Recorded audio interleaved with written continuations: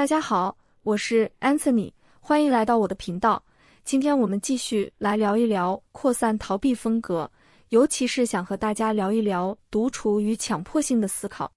在上一期视频里，我们提到了扩散逃避风格有两个突出的特点，就是非个人取向和外部控制点。就是当事人感到自己被一种超出自己意识的、说不清也道不明的力量推着走，并且事情的结局也是自己无法掌控的，因此也就渐渐丧失了行动的动机。和另外两种风格，也就是信息化风格和规范性风格相比，扩散逃避风格的个体有着最强烈的无助感和无力感。我们还提到，扩散逃避风格往往和一个人在分离个体化的过程中遇到的障碍和创伤有关，也就是一个人从依赖父母与父母融合，再到逐渐和父母分离，发展出独立个性的这个过程出了问题。我们当时举了两个例子，一个是那位每天待在家里和厌学的女孩，她过度地承接了母亲的痛苦和分离焦虑，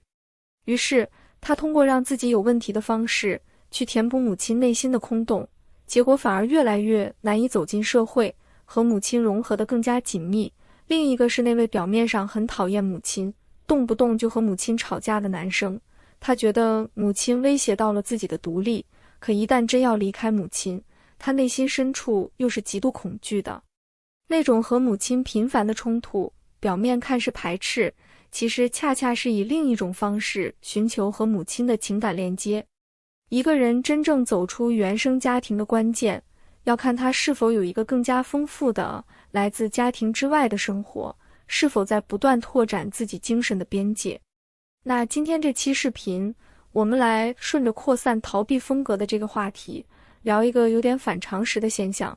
就是为什么独处很多时候反而让我们感到格外的疲惫和劳累。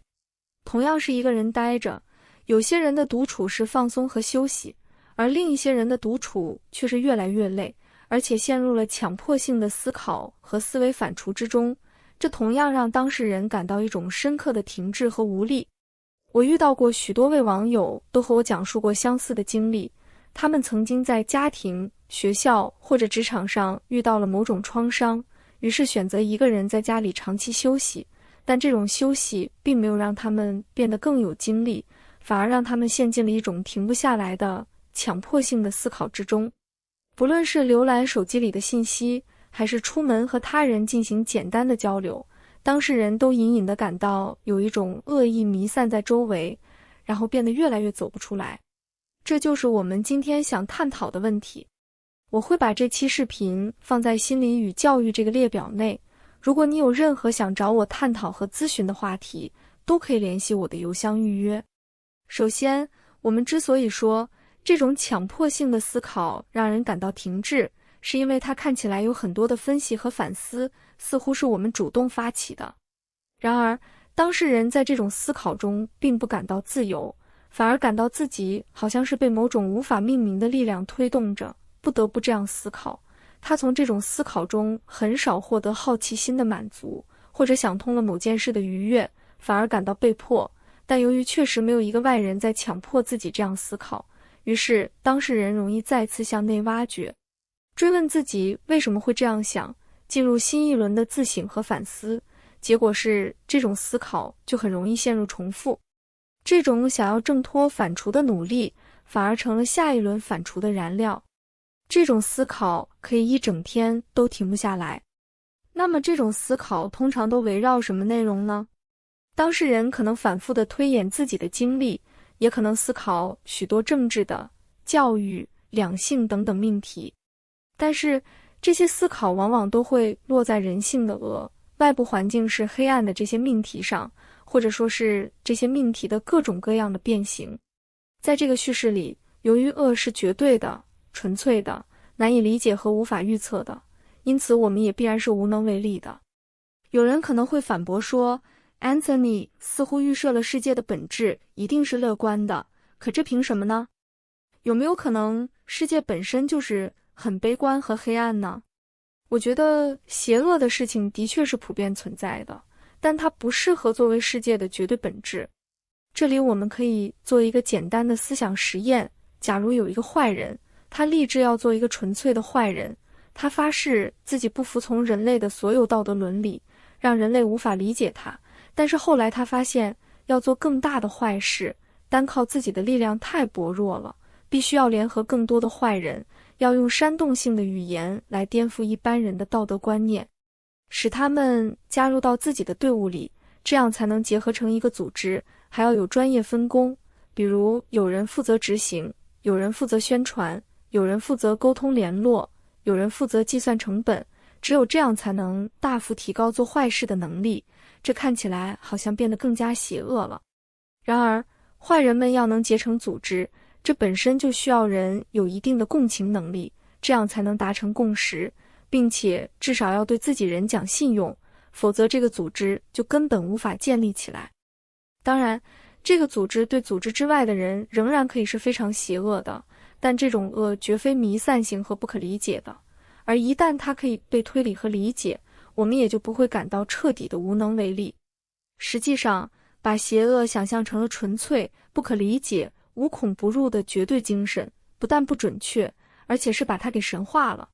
我们再举一个例子，当我们陷入这种弥散性的恶意时，我们也容易进入这样一种思维方式，就是认为整个人类历史就是一部统治者压迫、剥削、吸血和奴役被统治者的过程，只不过是压迫的手段越来越高级、隐蔽和文明而已。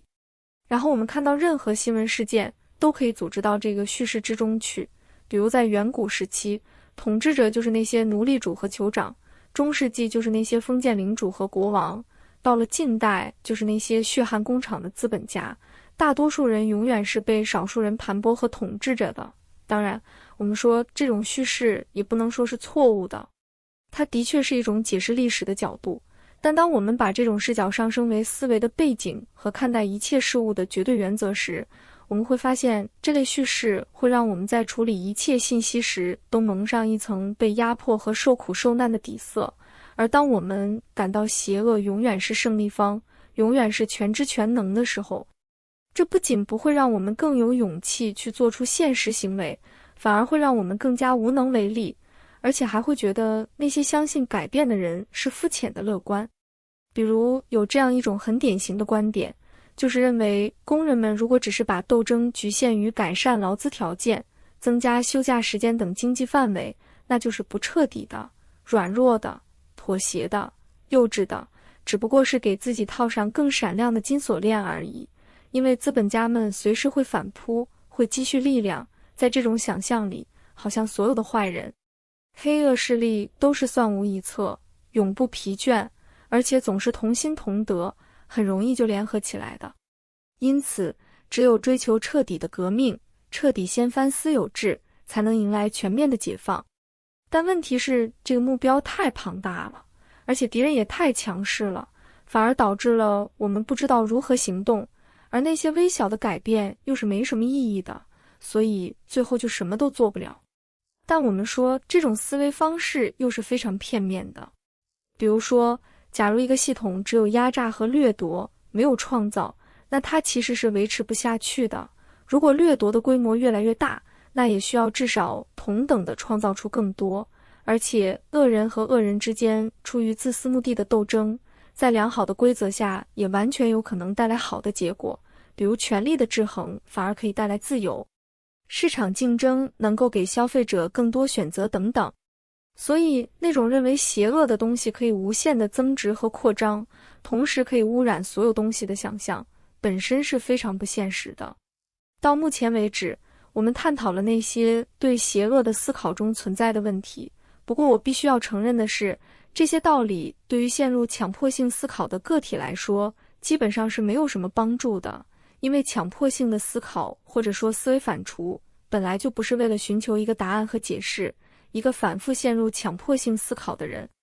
他往往在过去真实地遭受过他人的贬低和恶意，但最难忍受的不是这个世界有恶意，而是恶意的不可预测。这是一种非常深的失控感，一个人宁愿接受确定的坏消息，也不愿意要一个不确定的消息。而整个世界都是黑暗的，人性本质就是恶的这类叙事，尽管听上去无比悲观，却恰恰带给人一种高度的确定感，只要你把一切事情都往最坏了想，那就不会突然被伤害到，因为你早就预判到了。当然，这么做的代价也是非常大的。个体感到自己被迫进行一场永不停歇的战斗，他需要紧紧地抓住自己的存在，比如不断地检查门锁，或者不断地重复某些想法，以免被失控感所淹没。说到这里，我们其实就能回答视频开头的那个问题：为什么经历某些创伤的个体在独处时反而感到最疲惫？因为从某种意义上说，我们从来没有过真正的独处。哪怕你独自一人待在家里，你也是和你的内在客体待在一起。所谓内在客体，就是那些在我们成长中的出现过的重要他人，被我们一点一点内化到心里去的他者。所以我们即使一个人时，也是在想象中与内在客体进行交往的。如果一个人的内在客体是大体上温和的，那么独处对他来说，就是和一个安全的同伴待在一起。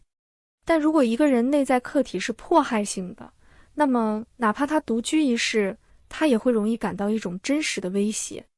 因为我们每个人要识别自己的各种情绪状态，起初都需要通过抚养者的确认和反馈，也就是通过抚养者建立起对我们内心的刺激表征。比如儿童感到难受，但儿童说不出来，而母亲可以通过表情或语言来替儿童确认，比如你饿了，或者你感到生气等等。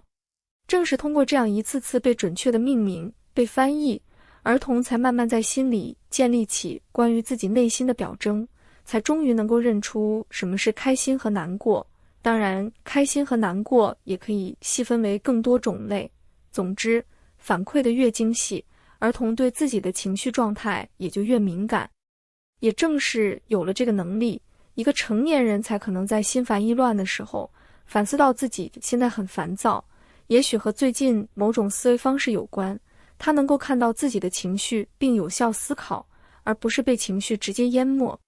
但是当抚养者无法反馈我们的心智，比如忽视、遗弃，或者说是虐待，我们就会关闭自己的心智化功能，难以感知到自己的真实感受，而是经常充满了混乱、恐惧和空洞感。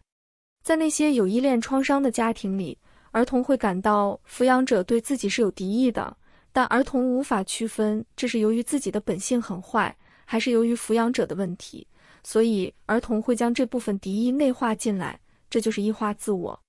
儿童不会感到内心里有一个他人的声音在指责自己，而是直接体验到自己是糟糕的、邪恶的，甚至是怪物一般的存在。而异化自我常常带来心理学家 Peter Fonagy 所说的那种毁灭性的羞耻 Ego Destructive Shame。 这种羞耻和自我厌恶的感觉是难以忍受的，以至于他不得不投射给另一个人，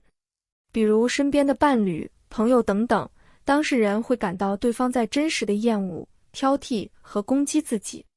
当然，有时候对方或许真的对当事人有所不满，但当事人感受到的这种敌意的强度常常被不成比例地放大了，以至于对他构成了巨大的压迫性，甚至达到了要毁灭他的程度。